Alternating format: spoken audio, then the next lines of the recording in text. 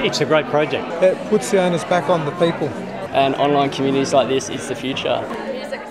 So CrowdTV is a social experiment. It started as a crazy idea, one that hadn't been tried before, because we noticed that people are willing to get involved online for things simple as voting on t-shirt designs. And we thought, well, why not try and harness that for some kind of social good and social impact through documentary? And instead of waltzing into a community and telling them what we thought we might make a documentary on, we thought we'd say to the community, what would you like to see a documentary on? So this idea was simple. We started with water and we threw the idea out to the community and said, you know, what would you like to see? And all the action that happened was online through the online website, the forums, where participants suggested ideas, voted and submitted their own creations for graphics and music. So I've uploaded a couple of tunes, and apparently Kylie's just informed me they've been put on the doco, so that's pretty exciting. Happy that CrowdTV was able to put this film together. I think motion picture is actually the best form of communication, and you know, anything on water sustainability is definitely a positive for our city. CrowdTV is an experiment that aimed to reach different communities with a cross-platform documentary. More accurately described as a crowdsourced documentary, CrowdTV evolved out of a partnership between Western Sydney Regional Organisation of Councils, the Institute for Sustainable Futures, and the production company Australian Documentaries. Funding was received on the basis that a documentary about water issues in Western Sydney would be created. But the content beyond that was left up to the crowdsourcing approach, as directed by the producer and director.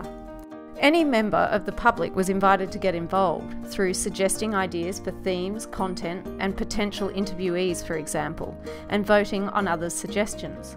While anyone with access to the website was able to participate, workshops were held with relevant communities in Western Sydney to encourage their involvement.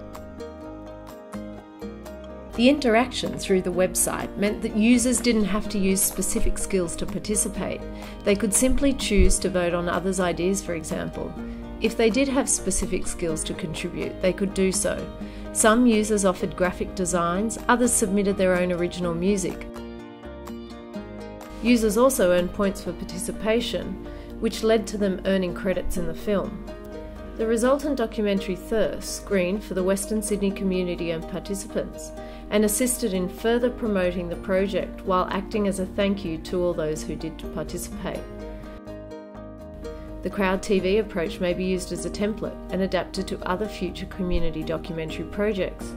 Australian Documentaries is now planning a second iteration, which aims to encourage community building and participation across a range of social and environmental issues. The first iteration of CrowdTV drew 180 participants from a range of communities. Between them, they submitted and voted on 24 ideas for the documentary. And upon completion of the film, 100 people attended the red carpet premiere to see the result of their contributions up on the silver screen. Following are some of the excerpts from the final film.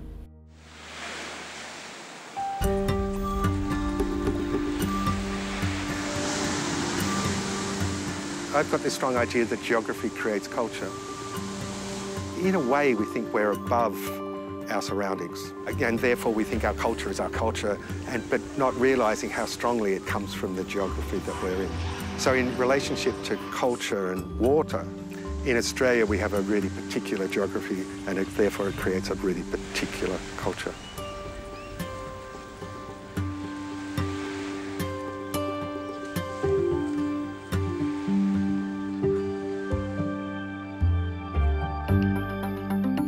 In terms of particularly Western Sydney, people's come from, you know, all the countries of the world just about, with all cultural takes of water. Vietnamese, Malaysian, African, Iraqi, Afghani, Iranian.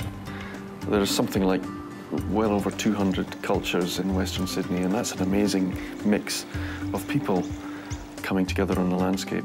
So one of the challenges that we have to address is how all these cultural perspectives come together.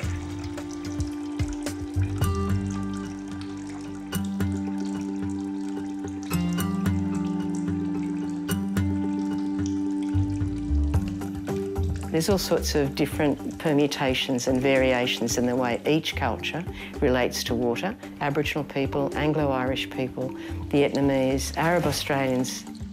But for all of them, water is an important part of people's everyday lives. It's often an important part of people's spiritual lives.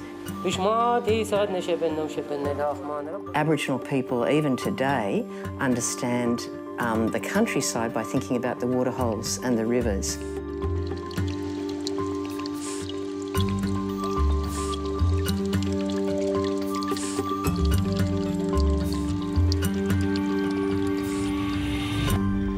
Once you start appreciating the cultures which relate to water of the people who've come into Australia and become Australians, then I think you can draw on those to build a much more attentive society, to think about water and look after it, as well as to share it with other people.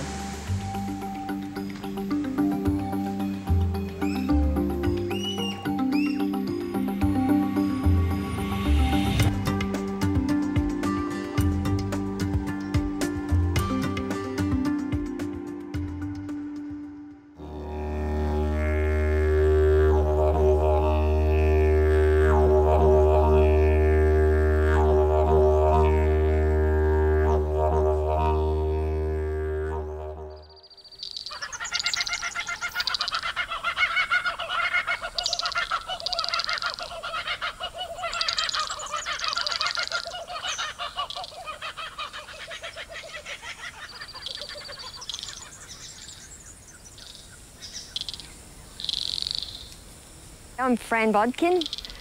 I'm a descendant of the Dharawal people. I belonged to the clans of the Bidigal, who were the swamp walkers. We were the experts in living in swamps and protecting ourselves with the swamps. And wherever there were swamps, we were there. The water was our lifeblood, actually. It wasn't just for drinking, it was for medicines. And different swamp waters have different properties. The saltwater swamps have a different property to the bitter water swamps. There's also the freshwater swamps. This is the bitter water swamp. And the bitter water is water that virtually flows over the plains. And it takes within it all the rotting vegetation. And the medicinal qualities of that vegetation is in the water. And that water was used for healing, it's used for medicine, it was used for cooking, and it was used for ceremony. And we had ceremonies that actually respected the water. And all of our rivers, and even these lakes, are guarded by a mermaid. The mermaid keeps the waters clean, the mermaid makes sure there's always plenty of fish there, and she has a taste for men who disobey the law. All of those stories just show the importance of water and the importance of obeying the rules of the water.